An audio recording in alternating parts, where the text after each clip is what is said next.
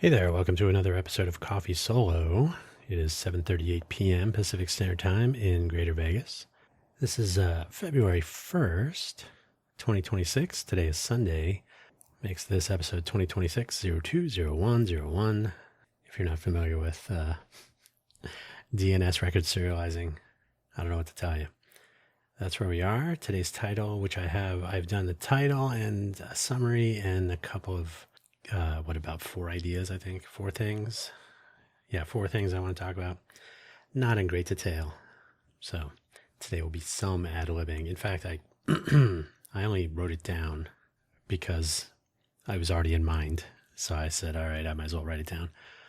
As I've said in previous episodes, I'm trying to make this more of an ad-lib or ad hoc. I don't know if that would be a good usage of that term, but more improvisational, sort of, so that I can just come up with stuff off the cuff, not on the cuff. That's where I write my notes, on the cuff. But I would like to be a little bit more spontaneous too. Those are all some good words here. So that when we do some more interviews eventually, or when I think it's just good to have some practice at composing thoughts on the fly. Now, most of all my programs, actually, I do not script them 100%. I write out things that I definitely want to say, and I say them almost as written, but then I always make fun of that people are leaving out one of the T's, sometimes both of them, I think, in some of these words of common use. But I want to be able to sort of riff, which I do most of the time. So I'll interrupt myself, I'll say things, and then I've written them down also. So, I was going to say that anyway. So there you go. So here I have like about 2 sentences. Yeah, about 2 sentences for 2 of the things and 1 sentence for the next 2, and we'll see where it goes. So yeah, the title today, Show Up. I was thinking I could put an exclamation point in there, but I don't want to be yelling at anyone. This is just a commentary. So yeah, Coffee Solo was initially published only and exclusively on Ko-fi. I usually pronounce it Ko-fi.com, ko-fi.com. It would appear at ko-fi.com/danhugo/posts. So there is a link in the link section for this and all episodes to that place. Unless you've already found this on Ko-fi, then I leave that one out because you already got there. So I publish it first on ko-fi.com, and then I put it through the Spotify blender, and it spits it out at Apple and YouTube and all that. Usually 2 hours later. I've settled on 2-hour delay for both this and the Buy Me an Update audio program, which starts out at buymeacoffee.com/danhugo and then ends up in all the other usual places. So there you go. Hopefully wherever you found this audio program, you're able to locate the episode description, which contains the show notes, including a brief summary in this case. Sometimes it might not. No, sometimes it'll include a summary, but it will not be something I could read to you yet because I will write it after. But here I've written it before. And then the links, I tend not to put links into these programs. I could. Usually I put them in where there are relevant articles or material things to talk about, but here where the intent is not to go in with research and reference materials and pointing you in different directions. It's just riffing, just me. I already had my coffee. I usually try not to drink coffee before the show because if I make my usual, which I did tonight, I whip up. Yeah, delicious. I froth up some heavy whipping cream. Yeah, with some, what is it? It's Celtic salt. Some Celtic salt in there. So it's like a salted foam, sort of. And then AeroPress, 35 grams in, 150 milligrams of water, not boiling, 87 Celsius. Lately I've been drinking shock coffee, or I have some Death Wish dark. These are all beans. I also have some Lavazza Lamborghini, which was very expensive, relatively speaking, and it was not worth it. So Lavazza Gran Crema. I think it's Lavazza Barista Gran Crema, but it's generally regarded as their better, even arguably best whole bean coffee. The price is right. It's good bean for making a cappuccino or a latte or a shot of espresso or two. I think I've even used it for some drip. So it's a good all-around bean. I like it. So I've had, but I did make my take on a cappuccino. I guess it's more of a latte because I don't do the whole foam separation thing usually because I don't really care that much. Sometimes I do, sometimes not. So this is more of a latte, but either way, the dairy will sometimes mess with my voice. So we'll see what happens today. It's also late. I was really tempted to write this yesterday and create this episode yesterday. So we would have had a 01/31/01, but no, it was not to be. Pardon me. So yeah, the summary, let's get to that. And then we'll get on with the program and see where it goes. Now again, the title, Show Up, just a statement, not yelling at anyone. Summary, if you say you are going to be somewhere, at least pretend to try to be there or let people know, especially if it is a meeting invite you accepted. Everybody, what is going on in this world? I'm not really talking about any particular incident, just in general. And I've talked to some other people who are, I guess you could say, of my mind on this. Like, if you say you're going to be somewhere, you show up. You show up on time if you can. You let someone know. If you're going to be more than, 2, 3, 4 minutes late. I've had like heart palpitations when I'm going to be late for something that I'm the organizer of. Like literally I'll contact someone. Hey, I can't reach everyone. Are you going to go? If you're there, can you just tell everybody I'm on my way? And they're like, oh yeah, sure. Like nobody seems to care either way, I guess. So we'll get to that.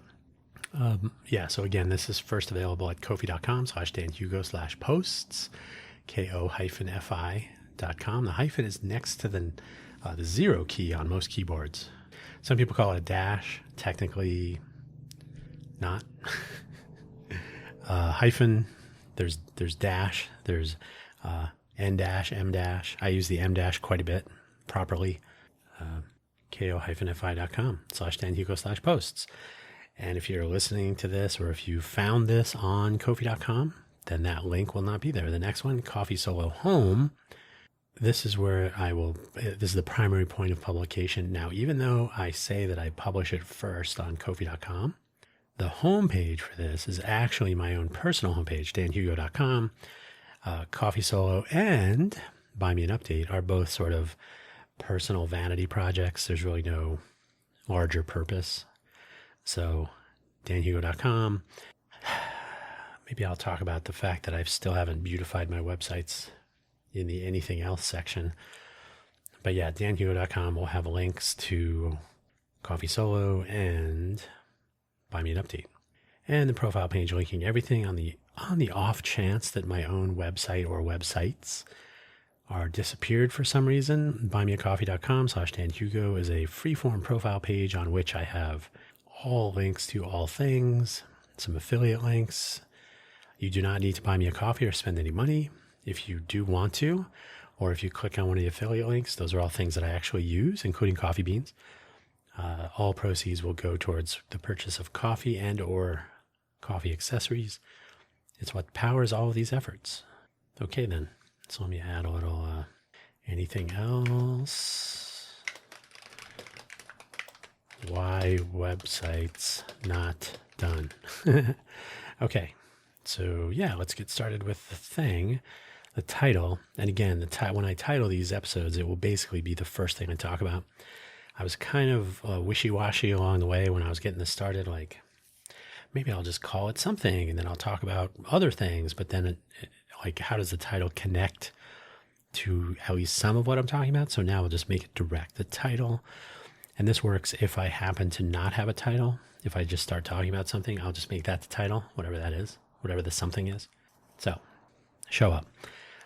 So I'm trying to do something good in Vegas. I've been trying to do something good in Vegas. We're in our 4th year of Innovate for Vegas Foundation. Before that, I was trying to do good too. So generally trying to be a productive member of society, even though society is doing a lot of work here in that sentence. But trying to do good in Vegas, it's a real challenge. You It's very hard to get the word out. It's very hard to get people to commit to things. It's very hard to get people who have committed to things to show up.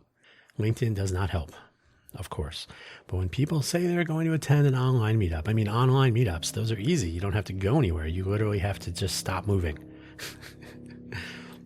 Just turn your camera off. You don't have to look nice. You don't even have to look at the camera. You don't have to open your eyes. You can probably be in bed if you want. So if you say, hey, yeah, I'll be at the meeting, meetup, whatever.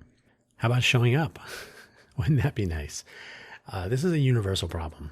I've been talking about it for years at this point. I have an entire community calendar notion that I'm trying to spend time on now and then, which I really haven't lately. Too many other things. But yeah, the showing up now, if there are people that will tell you, oh, I don't even use a calendar. I don't use the tools of modern adulthood to coordinate with other humans about times and places on calendars.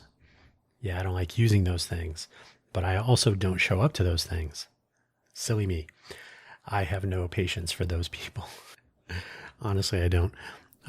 We all, you, me, even people not listening to this audio program, you probably, statistically, probably, very high probability that you have a mobile device of some kind in your pocket. I will guarantee you, there's, I think, hang on a second. Yeah.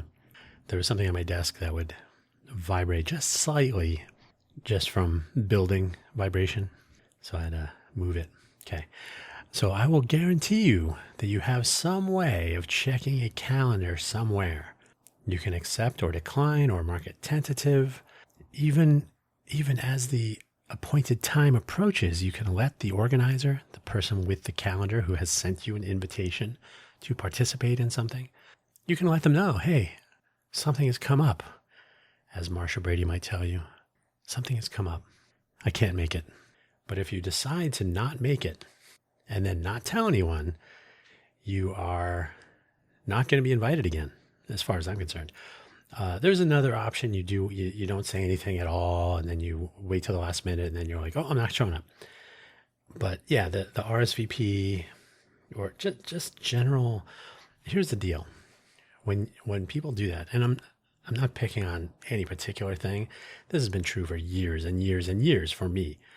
When you say, yeah, I'll be there, or you perform the digital equivalent, accept an invitation, or you sign up for something, which is an implied RSVP, and then you don't communicate anything in any way, or, then you just don't acknowledge. That's even worse, maybe.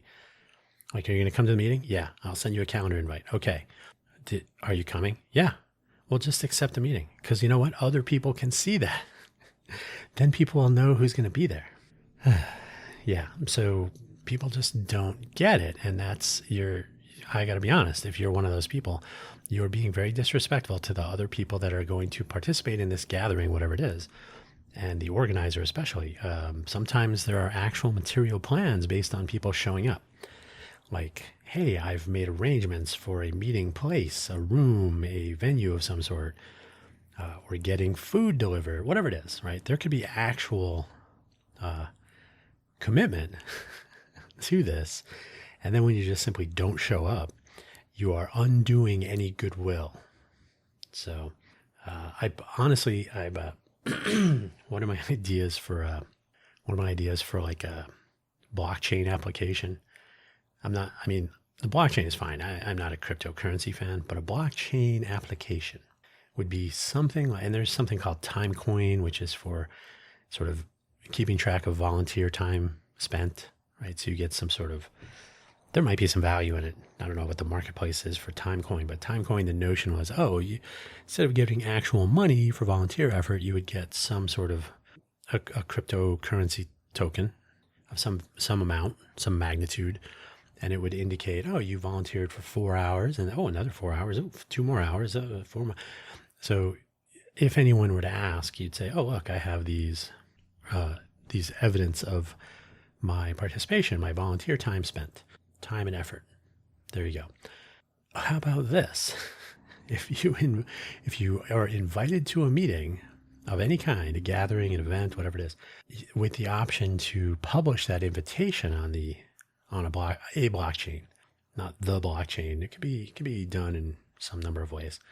So you say, oh, okay, so here's my invitation. You receive it as a token of some sort, or some sort of a cryptocurrency-ish, a blockchain transaction, right? Your wallet is your calendar. So you receive an invitation, you acknowledge the invitation, which is some other transaction. And then if you attend, you receive some other thing from the organizer, right? So it's signed by the organizer.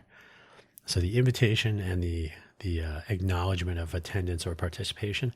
And yes, I do know about POAP, proof of participation, but this ties in the invitation. So now anyone would be able to see, oh, you are invited to many things. You attend very few things, despite having accepted those invitations to many things. So it would end up giving you a sort of a reliability score. Like, you were invited to 100 things and you RSVP did 90 of them and you attended 2 of them.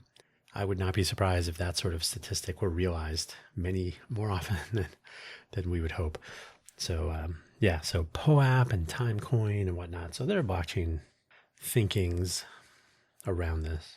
But generally speaking, probably the best way to go is if people don't show up, just don't invite them to things anymore. Because guess what?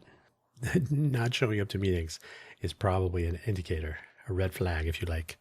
And I think the inability or unwillingness to use modern communication tools that offload some of the notification, like if there's a calendar invite and we have to change the time of the meeting, you just say, hey, we got to adjust the time by 20 minutes, whatever, 30 minutes, 10 hours, a month, whatever it is. You say, hey, we got to update the meeting.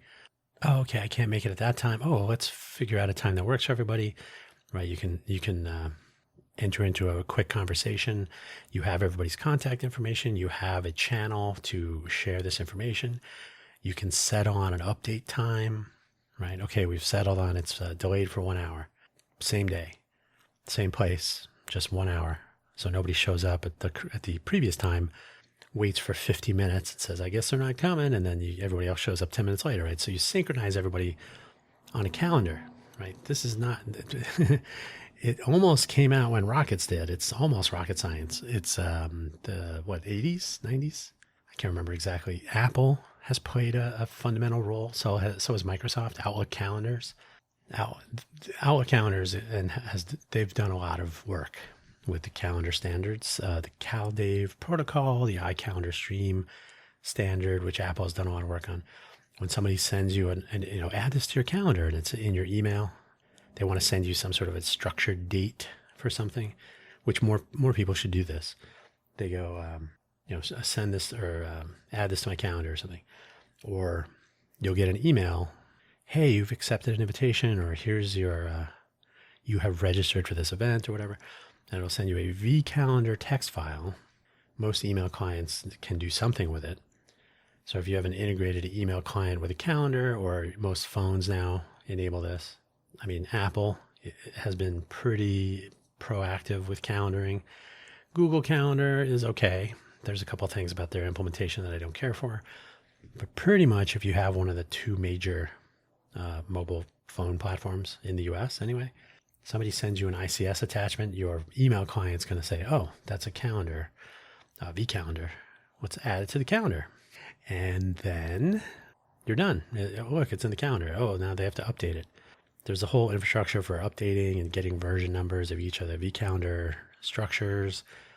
Like, oh, I have version 5. Oh, version 7. Okay, that's later than version 5, so let's update the calendar. So, I mean, it's almost that simple. It's not intended to be like forking and Git-like. It's literally the calendar is owned by this particular calendar server.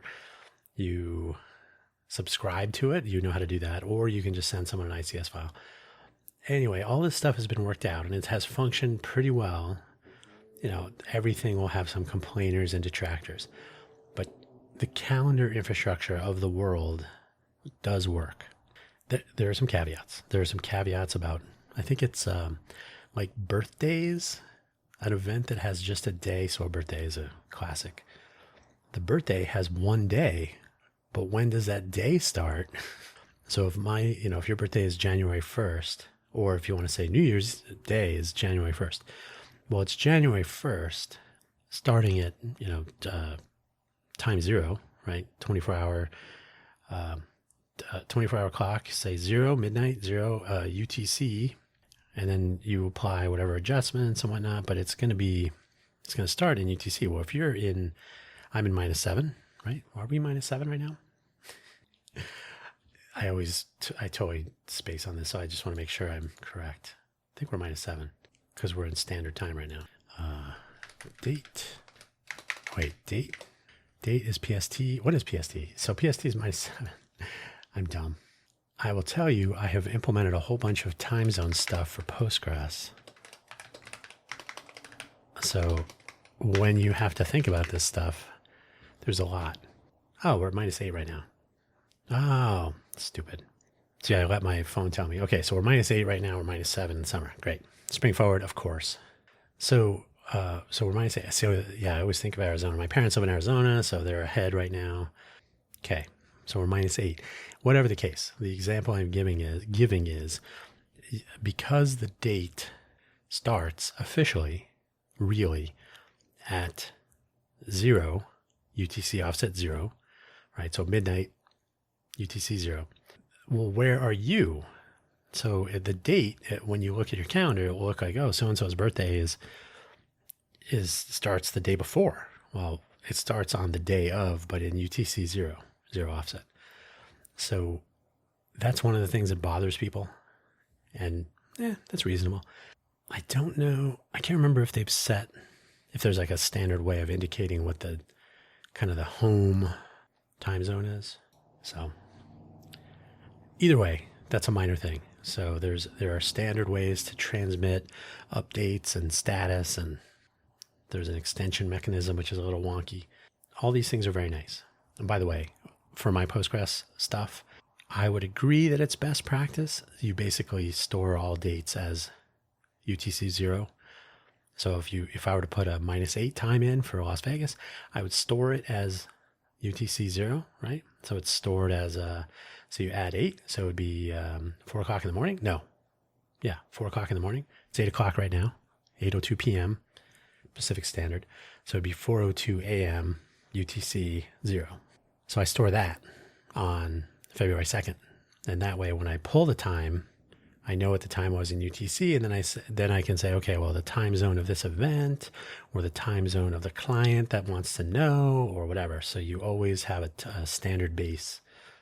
So that's why I don't think about them. To be honest, I'm not trying to defend myself here because I should know that it's -8, not -7, but the new way to indicate time zones, because, for example, Arizona is not really -7, it's Arizona because they do not observe daylight saving time. So in the summer, they still observe Mountain Standard Time, not Mountain Daylight Time. So Pacific Daylight Time for me is Mountain Standard Time in Arizona, which they are the same offsets. So the new way to describe time zones is like US/Los Angeles for Pacific time, US Phoenix, or do they do? Yeah, probably Phoenix, to indicate the not observing daylight savings time. You can do US Honolulu, which also doesn't observe daylight savings time. You can do the place in Indiana that doesn't observe. So you do these cities like, okay, we're in the same time zone as that place. They don't observe, or they're +7, +7, -3, whatever it is. So that's more usable. So you could use something literally like, okay, we're having the meeting. It's in Vegas, so it's U.S. Los Angeles. Wait, what? Why not U.S. Las Vegas? Because you can't list all of the cities, and because we don't have any special handling of daylight savings time yet. So that's the deal there. Anyway, yeah, I'm just, I can't even begin to tell you how irked I get when people don't show up for things. It's right up there with not responding, like ghosting. So it's the equivalent, really, when you get right down to it. And if you're trying, and I've said this about volunteering in general, And the example I usually give is about moving a couch. So if you are moving a couch, say you're moving, right? And maybe you got a bad back. It happens. So you ask two friends or colleagues or whatever, hey, could you help me? I just have to move this couch. Can you help me out? It's a few minutes. It's the only thing I can't move. Everything else, it's whatever the circumstance, you just need help with the one thing. But two friends, maybe you only talk to them separately. Maybe they don't even know each other. All right, be here at 1 o'clock in the afternoon on Saturday, Pacific Standard Time, and we'll move the couch real quick. It's literally, right, and it's important because the two people are volunteering. They're volunteering to move the couch. Even though I am I'm asking, I'm the organizer of this undertaking, technically you're doing me a favor. But in the general case, you're both volunteering to accomplish something, and I'm volunteering to direct traffic as you go around the curve with the couch, which I guess has been proven mathematically to be possible. That was a recent news thing if you're into that stuff. So one person shows up, and the other person doesn't call, doesn't email, doesn't write, doesn't send a carrier pigeon, nothing.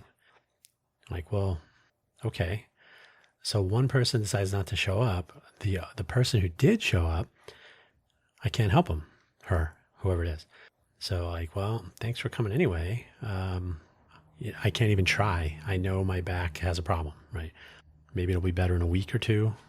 But the one person has thrown a wrench into the two people's plans. One person who made the time, carried through on the commitment, showed up, ready to move a couch. So I'm in there going, well, this really kind of screws up my plans because thank you for coming, person A, but person B decided to just bail, and that's it. So, I mean, some people look at it as, well, it's my time to give or not. But I think when you're volunteering where it directly impacts people, which I think is a lost skill, like that understanding of where, like if I commit to something, if I say, yes, I will be there. Yes, I'll be on the call. Yes, I will deliver the information. Yes, whatever it is. There are other people that may be depending on that. Like, okay, well, as soon as Dan finishes that thing and sends it to me, I'll be able to do my part. So that's serial dependency. And when I go, you know what, I'm just going to blow it off till tomorrow. And I don't tell anybody anything. Not only is the next person, if there is a serial process happening, the next person is going to be like, well, what's going on? I can't do my part. Then the person after them might be like, well, hey, are you going to send me that thing? So there's ripple effects, and all you have to do is communicate or show up or don't commit. And so I don't know, these are adults. We're dealing with adults here, and I'm really frustrated that people don't get that. And like a corollary is the following or liking. I've talked about this, and I will talk about it again, and I will talk about it yet more after that. So here's the example.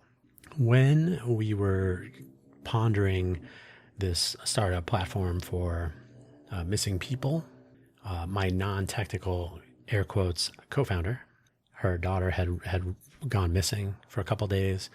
She was a teenager, teenage angst, took off with her friends, showed up again. But in the interim, her mom had to get on Facebook or whatever. Hey, has anyone seen, I saw her and she was wearing whatever. So we were talking about it, and she said, it was really frustrating, and it was very upsetting you basically are showing, there's an expression, you show everybody what is it? You show people what's in your underwear drawer, or you open the books for everybody, right? You're basically saying like, I don't really want to share so much information and tell everybody that this is happening, because you want to talk to like 10 people, but Facebook, and she could have messaged 10 people, but you also want to cast something of a net and whatever. So she said, I wish there was a better way to do that. And I was like, well, what if there was like a dynamic closed list and a tool to collaborate on location. So you could basically start up a little missing person thing, and you'd say, this person or these people missing, can't find them, last seen 2 hours ago, didn't make it to the just some terse information. It can be updated along the way.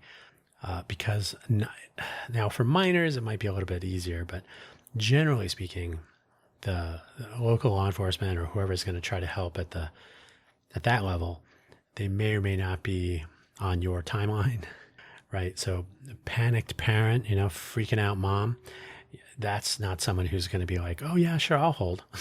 So, and this is the first person account, right? So we're talking about this, and I said, well, what if, so you could basically you would send out a message, a text message or whatever, to some group of friends or people you'd want to involve in this, and they would click on a link included, and they would get on a sort of a shared map, and they would be sharing their location. And so we had all the technical details sort of half worked out to experiment with a little bit.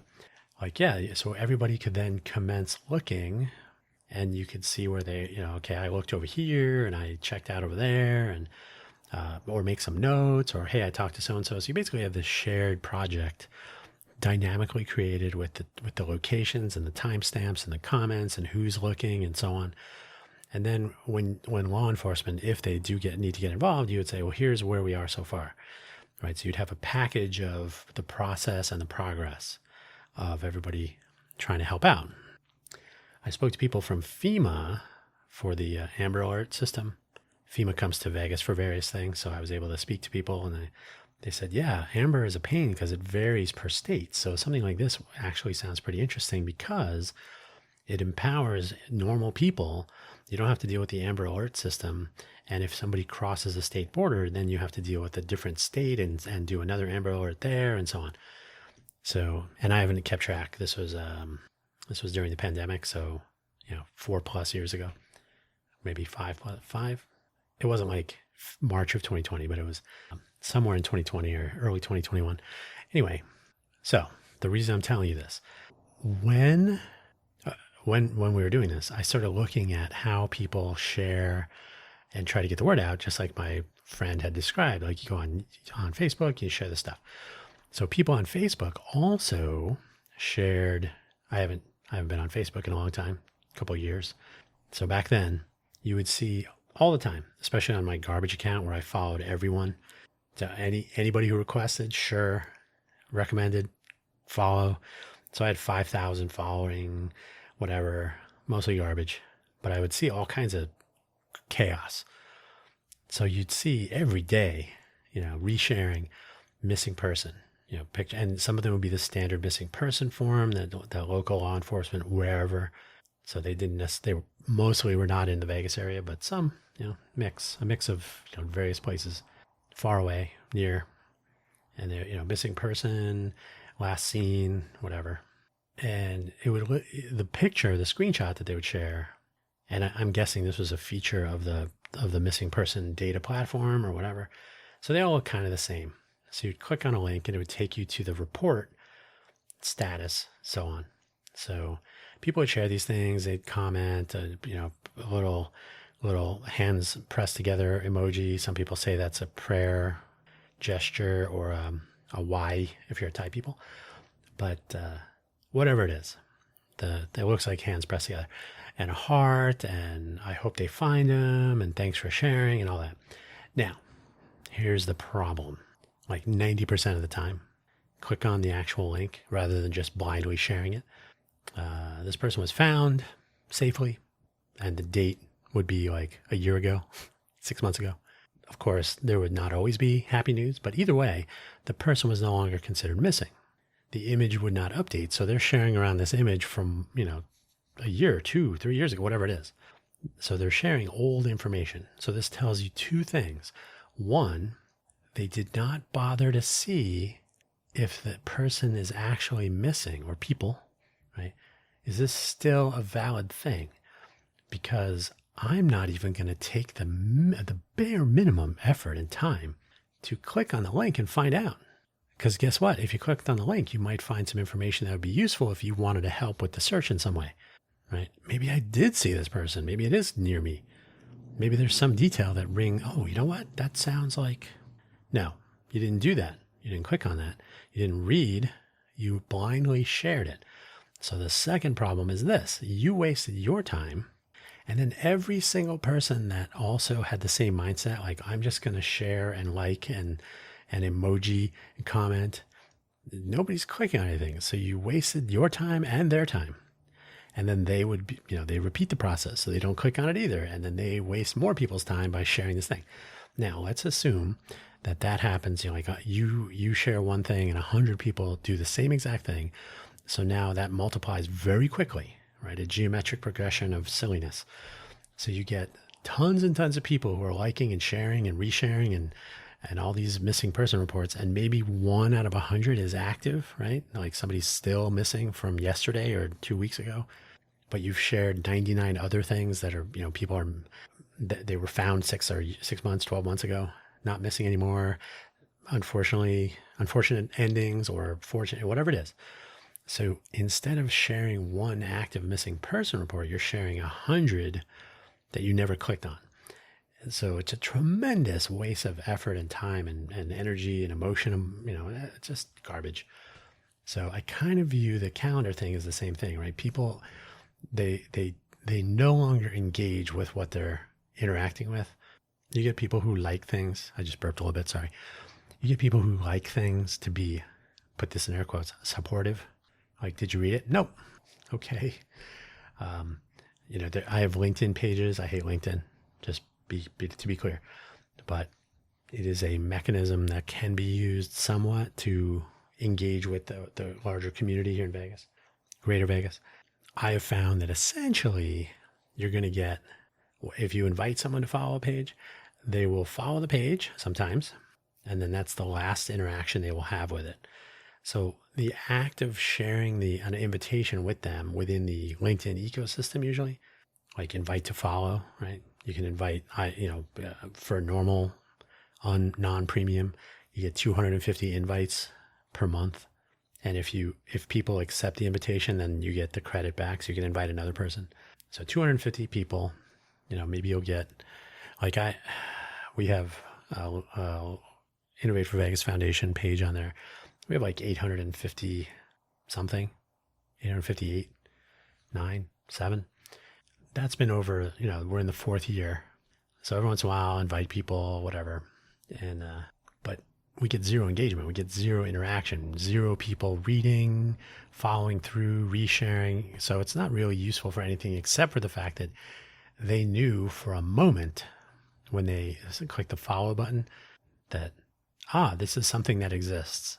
And someone I know, maybe I barely know them, or maybe I only know them thanks to LinkedIn and they've never met me, but I am going to click follow or accept, I think it is, because they sent me this thing. So I know it exists. That's about the only value that you can count on. So I kind of view it the same way, right? So why am I spending time on this stupid page when people that are following, oh, look, we have, we're doing this thing, which I'll talk about more in a second, but the Smarter Smart City Challenge. So we have a Smart City Vegas page on, and it's part of Innovate for Vegas. So we have 48, I think, followers now. Do I for one moment, I don't know what you think, do I for one moment believe that any of those 48 people are going to in any way pay attention or take any sort of action, respond to a call to action of any value, spend any time or thought, energy on anything having to do with what we're trying to accomplish? No. So that's my cynicism. But yeah, the calendar stuff is just another variation of that. It's another facet on the gem that is humanity. So it's a solopreneur for the win. And it's a universal problem. So every time I talk about this, whoever I'm talking to, if they live somewhere else or they deal with people in other places, it's like that everywhere. And I just say this now. Yeah, but in Vegas, people are experts. They're experts. I keep seeing headlines about how the Epstein files are going to be Trump's downfall. I saw another one today. What's her name? Molly Jungwall? No, what's her name? Yeah, let me look. She's apparently a well-regarded journalist, so I'm not making fun of her. And it's, it's clickbait. It's sensational headlines. Oh, Molly Jung Fast, I think it is. Molly Jung Fast? Yeah, Jung Fast. JONGFAST hyphen FAST. So Molly Jung Fast is a reasonably well-known journalist, commentator, politics, American journalist, novelist, and political commentator. There you go. She was born in 1978, so a little bit younger than me. Good. So she has a YouTube video. I just saw I didn't watch the video, but it was, pretty much what I said. The Epstein files will end Trump. People keep saying, and that's just one example that I literally just saw before I started recording this. The general notion, and we get this a lot in Vegas over definitely the last 7 months since the summer. So since June, since May was like a real slowdown, and then all the summer slowdown, soft summer, whatever they call it. Tourism numbers in Vegas have been down, high single digits, low double digits, 7, 8, 9, 10, 11% year over year for same month. So we have a nonstop stream of Vegas is dead. It's all over. We're done. So here are the next 5 casinos that will disappear. You're like, really? People have been talking about this for 7 months now. What's your time horizon? Like, oh, it could be anytime. Oh, so you're just saying someday. Okay. So we can't really verify what you're saying, but it sounds good and it gets clicks and people watch, and it's YouTube slop usually. So it's a computer voice reading the same things. Fun fact, you can tell because the Fontainebleau Hotel Resort, they always the computer voice calls it Fontainebleau or Fountainbleau. Fountainebleau. So Fountainebleau is empty. It's a nightmare. It's a disaster. Then there was another one playing. Like if you mistakenly have autoplay set for some reason, you're in for it. So another one was, the South Strip is a nightmare. Everything's going under, and the future is the North Strip. So Fountainebleau is going to be the future in this. And you're like, well, hey computer, make up your mind. Resorts World and Fountainebleau are going to be disasters or the future. Not sure. Why is Circus so full? Because it's a discount resort that doesn't spend money on maintaining anything, and they're, dirty. A dirty, dirty place, but it's cheaper than staying at Bellagio or something, Treasure Island even. So anyway, when you get these speculative headlines, they're total clickbait. And of course, there's a ring of fact to them, maybe some truth, maybe eventually, maybe or maybe not. But it's really driving like news fatigue. Like, what's the crying wolf notion, right? This is it. This is going to be the undoing. And, at this point, who cares, right? It doesn't matter. We're going to catch the arsonist. This will be his undoing. You're like, well, the house has already been burned down, right? So now what? Is he going to burn it down again? But it's people that are spending their time. What is it when they like tap their fingers together? We'll get him. We'll get him this time. It's bizarre. I think it's a tremendous waste of time. It feeds the algorithm garbage. Like if you report the facts, whoever it is, first of all, these are just Molly Jong-Fast is a reporter, is a journalist, is a video personality. She's been on panels on MSNBC or whatever. So she's a legitimate source, I suppose, in that context. But why are you spending your time like speculating on the future? This is it. This is going to do it. This is the one. This is where it all becomes unraveled. Okay. Next week, it's definitely people get on. What's his name? Peter Zahn. I think that's how he says his name. I've read 3 of his books. I think he's very interesting. I think he's very well informed. People take him literally, like, oh, it's been 27 months and you were wrong. But he's giving like these 5, 10, 20-year theoretical projections. Like this is the direction we're heading and it could be sometime like this. So you can't really hold people to that. So I don't view that as the same thing. He's also kind of annoying and a little bit pompous, but I think he's well informed and I think he has some interesting takes on things. Is he a prognosticator of prognosticators? No, that's Punxsutawney Phil.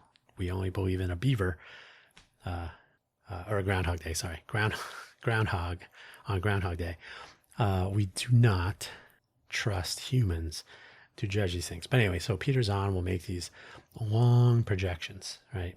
China is definitely going to be having a demographic collapse. It's already begun.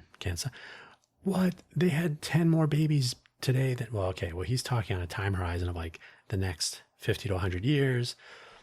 Europe is behind them, but it's, so you're talking about 2 or 3 generations or more So people will judge him on like, it's been 20 minutes.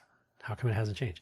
On the other hand, if you're going to spend time making these projections about things are going to happen this year, things are going to happen by the midterms, things are going to happen during this term, during a congressional term, whatever it is, a session in Congress, in a particular state, whatever it is. If you give these time frames that are, 1 year and it doesn't happen, then you become like a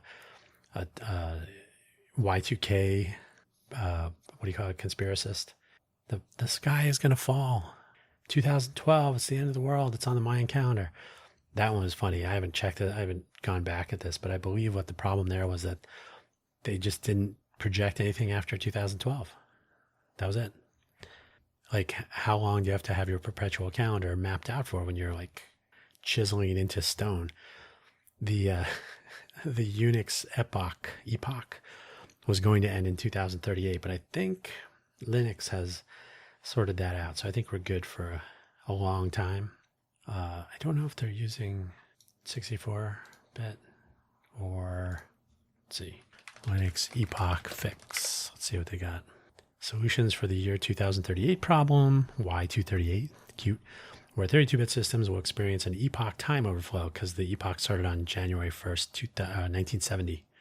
The primary fix is migrating to 64-bit systems and updating software to use 64-bit integers for timestamps, which provides time tracking capacity for billions of years.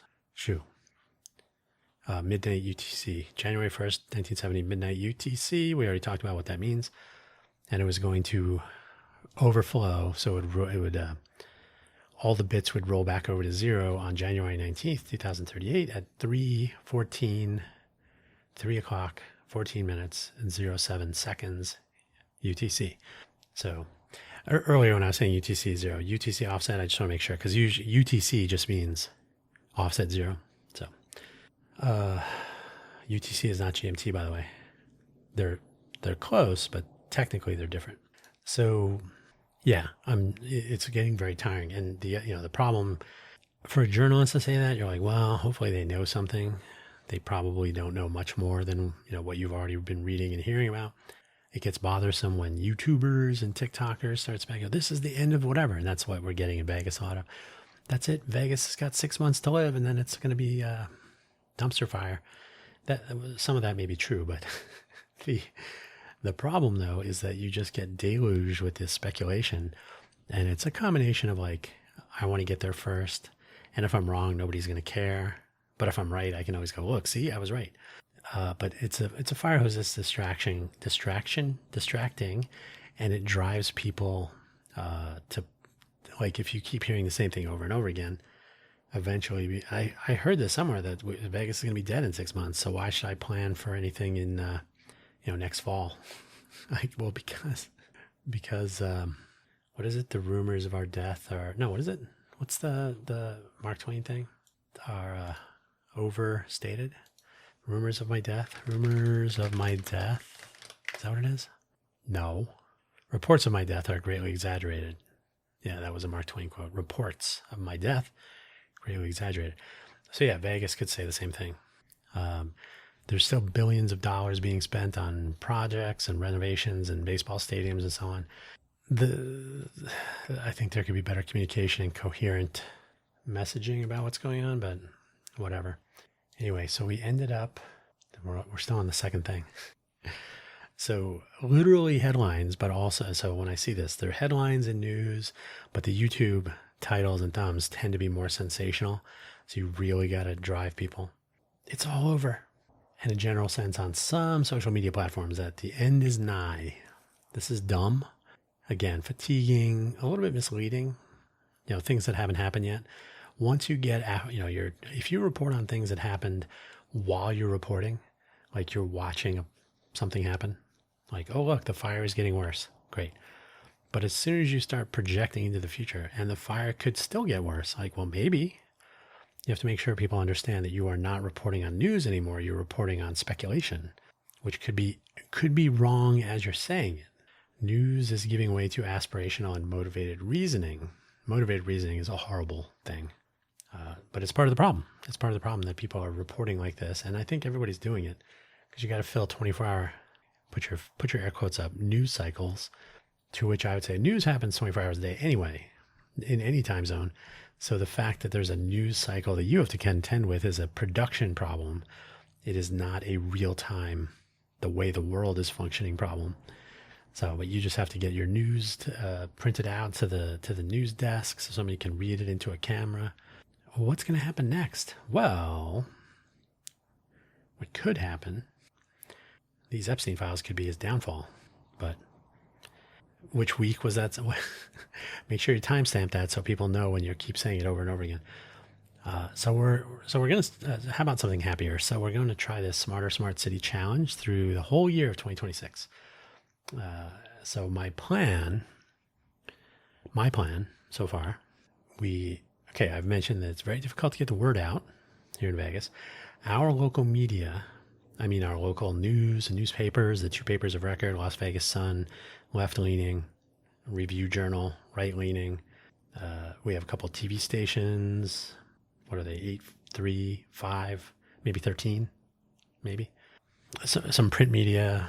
We have some independent journalists. We have, so Las Vegas Sun and Review Journal would be print media, but they're now online. Same with the other stuff. They may actually print. I know Las Vegas Weekly is available as a printed weekly free paper. The free paper of your town, Las Vegas Weekly. Las Vegas Weekly. That's WEEK, by the way, not an A. And there's some independent, so Nevada Current, Nevada Independent. I think it's the Nevada NV Daily, maybe. So there are several news outlets for Nevada, for Southern Nevada, etc. They do not care about entrepreneurialism, about small startups, about community level news. They're really going for the hype, the shiny objects. Now I can't say that's 100% true. There's an entrepreneur section of the Review Journal. I think they do a couple of articles a year from what I saw. I didn't delve into that. I probably should, but it's hidden.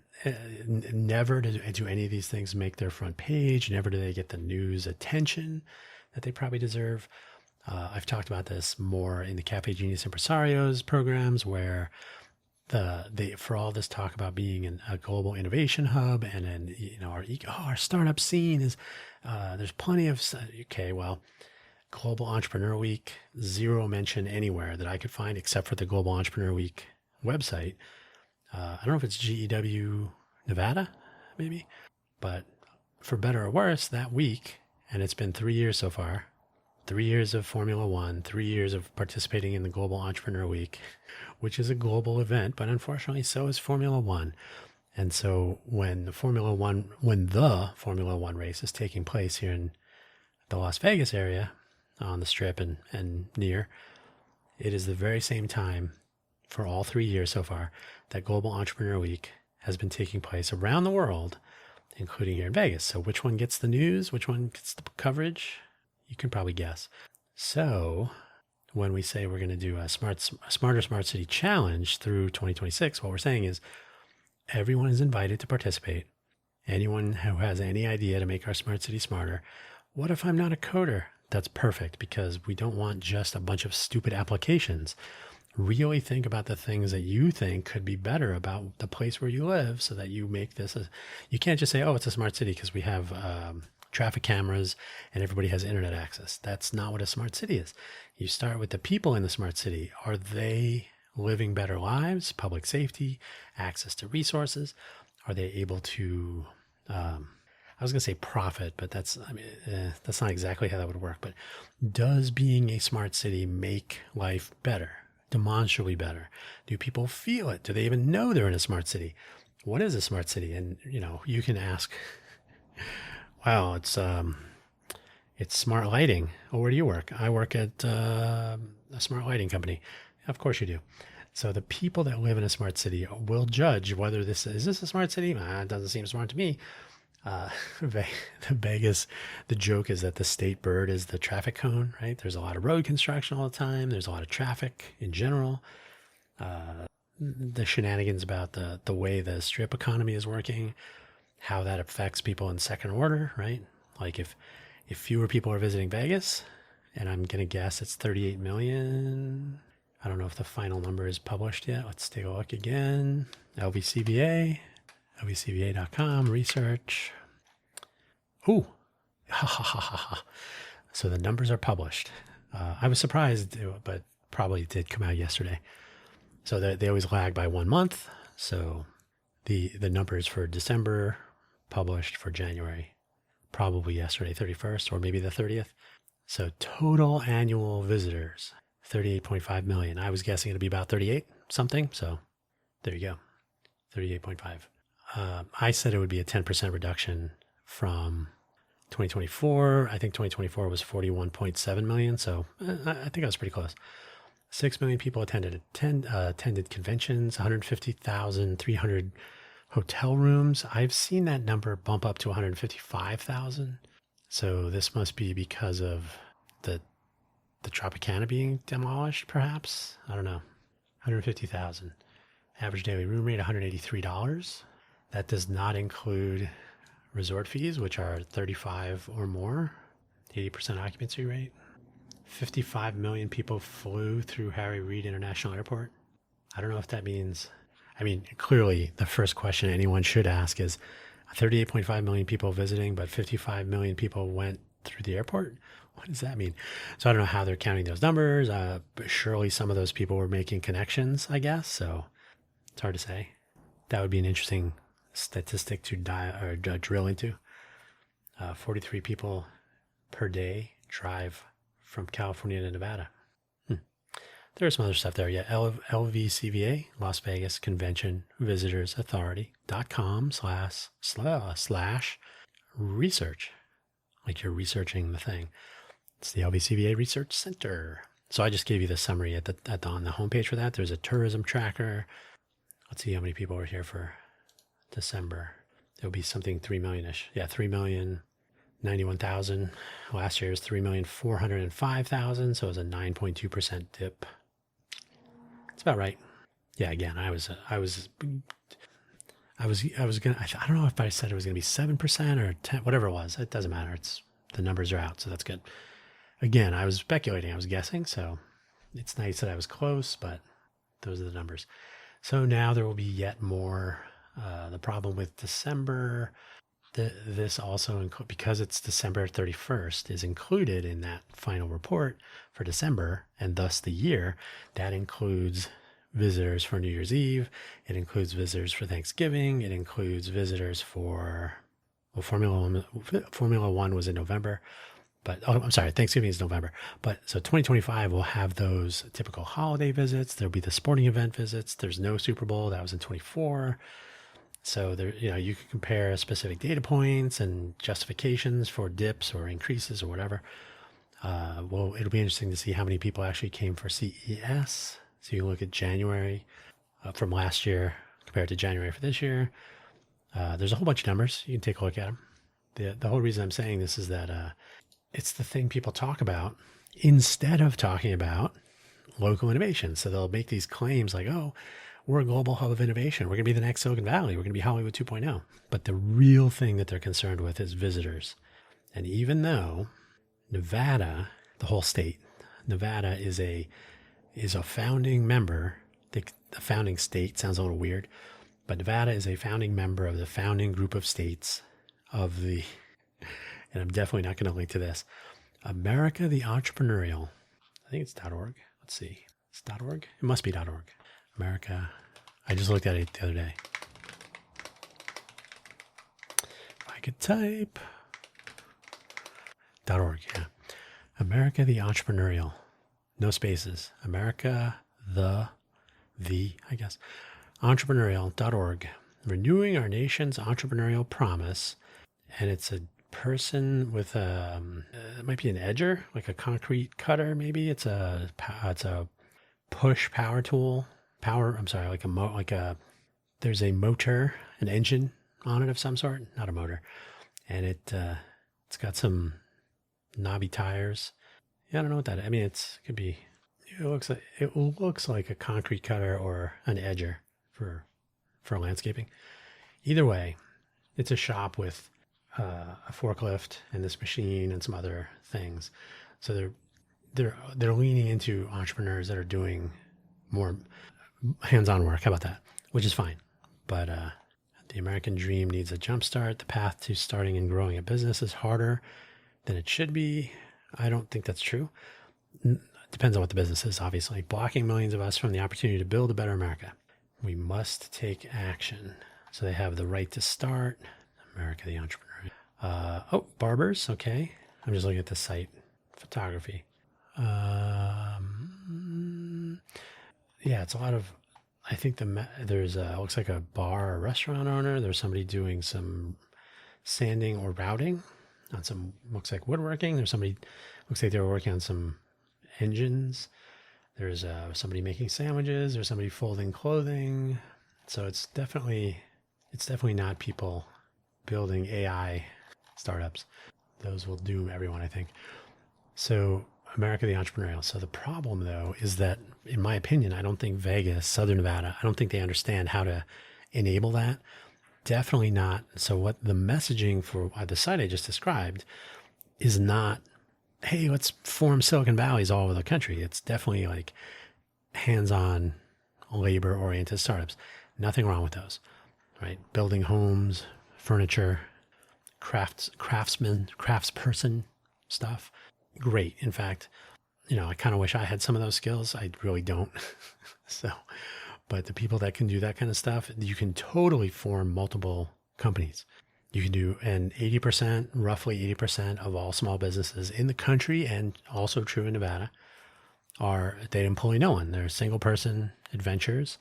If they do have anybody that helps, they'll be contract or external, so they're not counted as employees.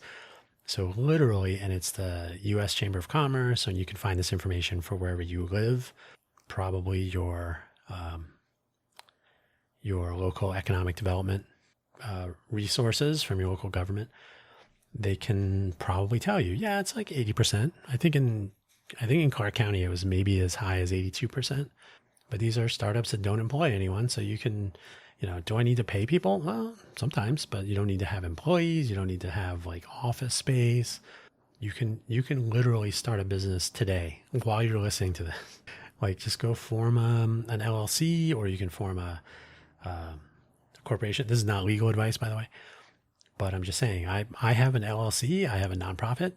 I have had I have two nonprofits. Sorry. I have one that's kind of been sitting. We're trying to figure out next steps. So it's resting, arguably sitting on the shelf, ready to go. But so yeah, we have the Innovate for Vegas Foundation. It's a 501c3, so it's a Nevada nonprofit corporation. It's a 501c3 public charity in good standing. So yeah, how can you go wrong? And then I have my own LLC here in Nevada, so I can conduct business as a business entity. Anyone can do that. What you want to do with it, that's another question. But it could be minimal investment. And when you really think about it, what I'm describing here, Smarter Smart City Challenge, the idea is to look around and say, you know what? I wish somebody, and then stop right there. Maybe we should come up with an idea.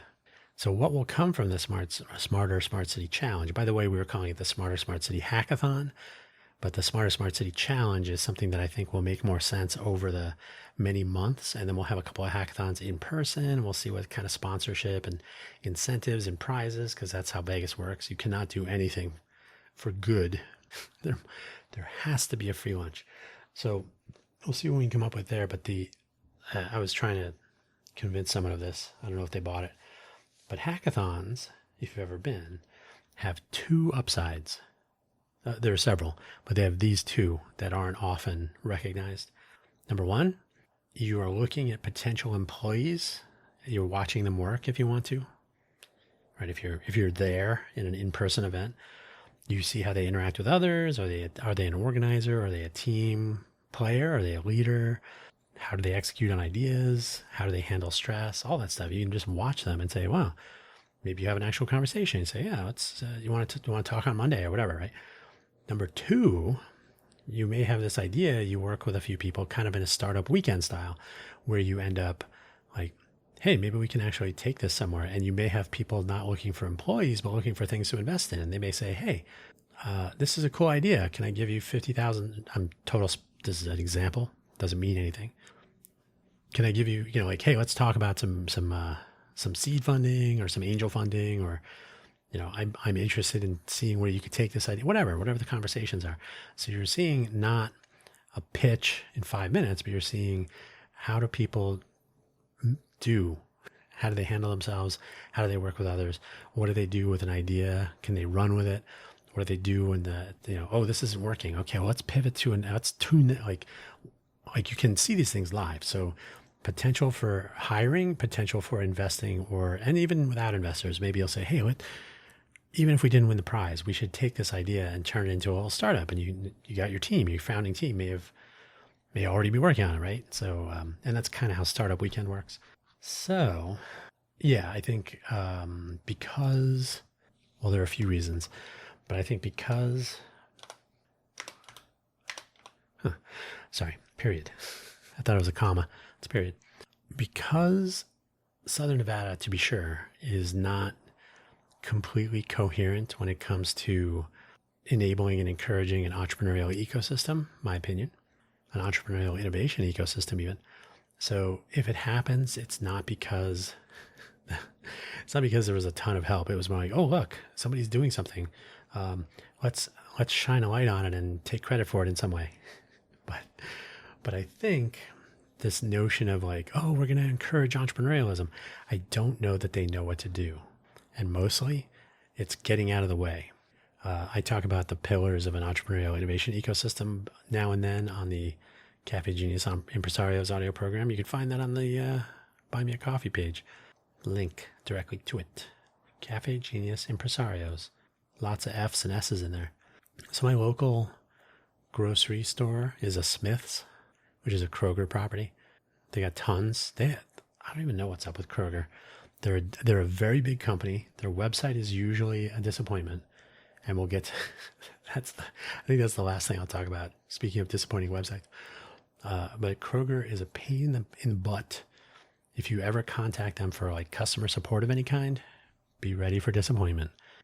They're descending my store. There's a new Smith's Marketplace, I think it is. So they have it's almost like a Target. Small Target. They have like clothing and they have appliances and stuff. So the smart, that's the previous one. So Smith's near me, we're talking 100 yards maybe, when I totally mangled my ankle in end of May 2025. I talked about it on this very audio program. You can scroll back to that if you want. It's close enough that I was still able to walk there. I had a cane and I was walking, but I would walk to the grocery store. That was like the maximum amount of walking. I would walk to the grocery store very slowly. I would go to the store. I would get a couple of things. There was no walking up and down the aisles and hanging out. It was like, I need to go get some, a loaf of bread, a bottle of milk, and a stick of butter. Sesame Street, anybody? Okay. So I would go there, do my thing. So my ankle was mangled. It was difficult to get around. Luckily not broken, but definitely painful. So I go to the Smiths because it is very proximal. I usually walk, do my daily, constitutional. So I walk something like 2 miles, a little bit less. And then when I get to the store, which again, so it's, it's on my way back, I walk into the Smiths, I walk around, see what the deals are, what the discounts, what the sales, all that. So I end up getting to 2 miles. Okay, get a little extra walking. It's not the same as like walking up a mild hill on one leg of my journey around the hood, but it's movement. Movement's always good. I'm not moving around right now. So when I get there, that part's okay, right? The fact that it's so close and the fact that I can walk around and stop there at the end. And so it's part of my regimen of sort of baseline exercise is a strong word at that point. It's exercise, but it's just movement, which is good. So I go there and it's descending into garbage status. A little bit more every day. I've been going to this location since I moved here. Let me think. Yeah. Probably moved here in August 13 years ago. Almost 13. So it was August 2013. So it'll be 13 years, August. So August 1st, probably started going there September, October, maybe. Opened a credit union account. They had a branch inside the store. So I had some place to have a bank. So that was probably, it might even have been August. So I've been going to that Smith's, and every once in a while, if I have an opportunity to fill out a survey, I'll say I've been coming to this location for a decade more, and I've watched it descend continuously, monotonically into garbage status. It's completely disappointing. The people that work there, I know a couple of them at this point. They're probably in their late 20s. They're nice, but hey, how's work? And who hasn't been there? That's fine. But it's like everybody who works there kind of looks like they're sick of it. They don't want to deal with people. They put on a smile sometimes, but so it's kind of a dismal atmosphere. They keep removing products so that, I always say, I think they're checking the things that I buy and they say, oh, we're not stocking that anymore. So I'm continuously disappointed in that. There's today, I went there today to pick up did I get one? Did I get 4 things? 3 things or 4 things? One of those. But I was walking around the store to see what's going on. I waited till today because the new month for the rewards points for fuel discounts, which is one of the only other reasons I go to Smith's. They have good prices on a lot of things. Fuel points, okay. I don't have a car, but I give the points to my parents, so they benefit from that. So I go to the store, get the couple things. The new month has started, so the points accruing will be for the month of February. They'll expire at the end of March. All good. So the take home though is that every single day I go to this place, I don't go there every day, but every of the days, every one of those that I go there, it just seems a little bit worse, like a little bit less happy, a little bit. I said I was walking around today, a little bit disheveled. The shelves look like somebody rifled through them looking for something and just left everything kind of a mess. Every once in a while you'll see that they've kind of aligned the shelves so everything lines up under the price thingy, and it looks like they've set it up like bowling pins, right? They're all lined up. And today when I was wandering, I'm like, geez, now I'm not trying to make humans feel bad, but it's like this is a trend at this location. I haven't been to there's a new Smith's. I mentioned the marketplace. It's in the Sky Point area. So if I were to walk there, I want to say it's like, and I have walked there. I want to say it's like 3 miles. I could tell you. So the Sky Point location is nice. They have exactly the same product. So there's no real benefit to going there. Like if they don't have a product at my Smith's, they don't have the product at Smith's anymore in the Vegas area. So like, oh, maybe the bigger store will have, nope. I've tried that. And then Smith's Sky Point. Let me see. Oh, it gets 4.6 stars. What does mine get? My location of Smith's. My location. Sorry for the dead air here. 4.2 stars. That's pretty generous. I don't know about that. But the Sky Point location is directions. Okay.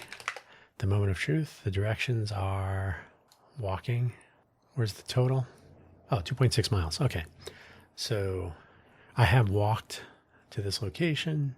I didn't take this direct route. So I have walked the less direct route, which was 3 miles. Okay. So if I walk a very direct route along the freeway, along Osa Blanca, if you're curious, if you know the area, you probably have some sense now of where I am. So 2.6 to 3 miles. I've done it. An hour sounds about right, so that's fine. And then I will find exactly the same things. The only redeeming feature of the Sky Point Smiths is that they have an actual bar inside with it's a beer bar. So they had a nice beer selection. You could go get a sandwich at the deli. They used to have a food truck outside. You could get some food truck food, go inside. They let you come inside and eat it at the bar or in the bar area. So that was nice. I think they put a stop to that. So there's really no reason to make that journey. But the fact that the store is a little bit cleaner and nicer. But it's not, I mean, it's still a Kroger store. It still has all the shortcomings. They won't have the products I want. And now that they close at midnight, they used to be 24 hours. That was super convenient. Then they said, nope, we're gonna start closing at 1. And then they settled on midnight. And that's that. Do they still have the bar? I gave it 4 stars. 5 years ago. That's probably the last time I was there. Oh, somebody took a Able Baker beer pint 5 months ago. So yeah, I guess it's still there. Oh yeah, social hour bar. Okay, there you go. But the Smith's near me, very depressing, very disappointing. Anything else? Okay, why are my websites not done? Because I don't really have a ton of web traffic. The links are there. They're easy to find. You can see what the latest episode of the audio program is. You have links to the appropriate Spotify for Creators profile page, which has links to all of the episodes. There's a link to the YouTube channels. YouTube is a pain because it's broken. It will publish your podcast episode, which it pulls from the RSS feed from Spotify, and then it will mark it as private sometime later. Okay, that's useful. So you got to go in and change it to public. I made one stab at a Playwright automation to flip that bit to make it public again, and it didn't work. So I'm going to try the code gen option and see what it comes up with. And the problem, production by Street. The problem is basically the way Google structures the page of the YouTube Studio feature that they're doing it to prevent automation. Probably that seems reasonable. It's a Google thing to do. So I need to make the websites a priority, but I don't think that they are a priority for other people. So the fact that they're not beautiful and attractive and functional, completely functional, is not like a detriment so much as maybe an indicator that why isn't he doing the websites? But there's a ton of other stuff to do that I'm trying to accomplish, and people are not showing up to my meetings. So it's a collection of things, but whatever. Is the world spinning a little bit more slowly because my websites are not done? I hope not. But that's all I got. I'm tired. I think I'm going to take a break, and I will end this episode today. Thanks for listening as always. And if you want to participate in the Smarter Smart City Challenge, the website for that will be up someday.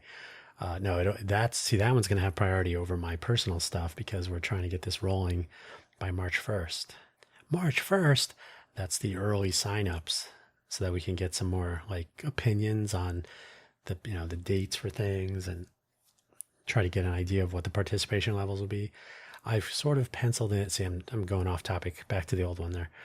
I've penciled in, we need to have 150 people signed up for the early signups before we consider the event startable. Clark County has a population of 2.3, some people say 2.4 million, somewhere in there. So 150 people is 0%. But if it's going to be 10 people, then we're not going to start. So I figured if we tie it to signups, that will be something. And you can't just sign up and disappear. That's almost guaranteed to happen. So we will need to have another reserve level, which is basically, I think, 1,500 people that engage is going to be like a minimum. So we'll see. I don't know. Either way, we're either going to prove that Vegas has it, or we're going to prove that Vegas does not have it. I think Vegas does not have it, but I will happily be wrong. So we'll see. We will see. If I didn't hold out hope, I wouldn't be trying to drive this event to see what happens. So I would just say, nope, nobody's going to show up anyway. So I'm crossing my fingers, but I'm also not holding my breath. How about that? All right. Thanks for listening. As always, do check out my various other audio programs if you feel like it. I've already given you all the links for things. Thanks for listening. As always, take care. Bye-bye.